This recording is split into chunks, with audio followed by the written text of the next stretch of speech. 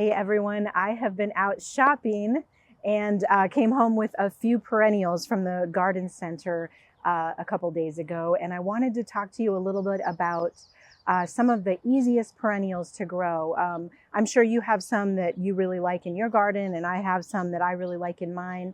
And I thought whether you're a beginner or somebody who's been doing it a long time, we're always interested in knowing what kinds of things are just going to take off and look great and be, make a lot of impact and be easy to care for. So I thought I'd share a couple. The first one I want to talk about is talcedum. Talcedum has flowers in late summer and fall. They're big heads of pink or red or white clusters that attract lots of butterflies and bees. They're just swarming.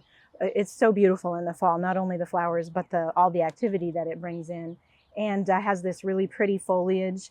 And the nice thing about the flowers is if you leave them in the winter, they remain standing really well because it has these stiff stems that hold the flower heads up. So even though the flowers turn brown, the architectural effect that the plant has in the winter is really nice as well. So in the spring, you just do a quick haircut, trim off all the dead stuff, and it has this cute little rosette of foliage that comes up, and eventually then comes up to these, these nice mounds of pretty foliage, and then the nice flowers later in the summer.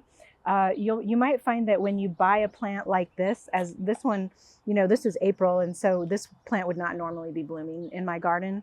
And so sometimes at the garden center, you find flowers that are blooming that wouldn't, it's just sort of out of season because they were shipped in or grown in a greenhouse, just not in normal outdoor conditions. So I'm actually going to go ahead and cut these flowers off right at a leaf joint. And that way it'll encourage more new growth to come up from these other spots on the plant, and it'll form more little clusters like this that'll bloom later in the year. You might also find when you're growing this plant that it tends to split in the center, or the flower heads, when it blooms, they get tall. They get tall, and the flowers get heavy, and they kind of flop over. So one way I prevent that on the taller varieties is I do this exact thing I just did here for the plants in my garden, maybe even a couple times, like this time of year in April or May, and then I do it again maybe in early summer, just to keep the plants compact and keep a nice habit, and it ends up forming more flowers and new shoots all over the plant. And once these plants are established, they really don't need much water. These fleshy big leaves hold a lot of moisture in them, so they're very drought tolerant. The next one I'd like to tell you about is Echinacea, or coneflower. And this is a Midwest native, and this plant has lots of pink. The species has pink flowers, sort of that mauvey pink color, but you can get them in white and orange and red and yellow, lots of really beautiful colors. And the most hardy one and the most reliable one are just the species plants with the mauve pink color, and those do so well. They form in mid to late summer. They have these beautiful drooping flowers with the orangish kind of cone in the middle. And a lot of insects and pollinators, of course, are attracted to it. Coneflowers have kind of fuzzy foliage that deer don't seem to like, although the new plants in my garden, sometimes the rabbits go after them. So I don't know. I think it might be just because they're young and new plants, but the new growth. But this kind of fuzzy foliage, kind of rough, you can usually count on rabbits and deer being less attracted to those kinds of plants. This one, another thing that I really like about them is that, again, in the winter, you can leave them standing, and the goldfinches seem to really enjoy the seeds left on the stems. So don't cut them all back in the fall to clean them up.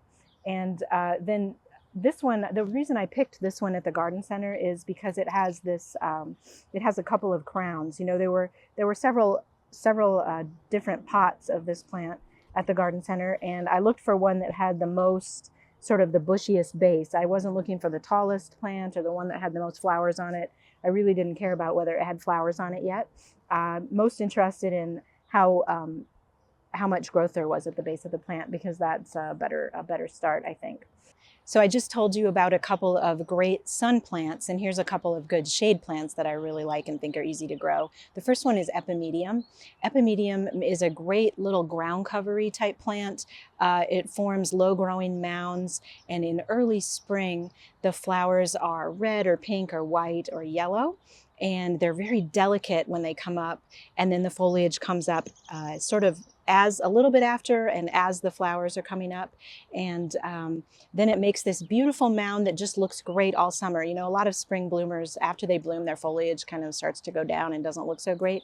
Epimedium is not that plant. It looks so good all summer, and then in the fall, a lot of them have really pretty fall color. So, you know, not all perennials get pretty red or orange fall color, and Epimediums have a really nice fall color. One thing you'll want to know about Epimediums is when you're cleaning them up in the spring, you just need to do a quick shear of the plant to get them cleaned up if you want to.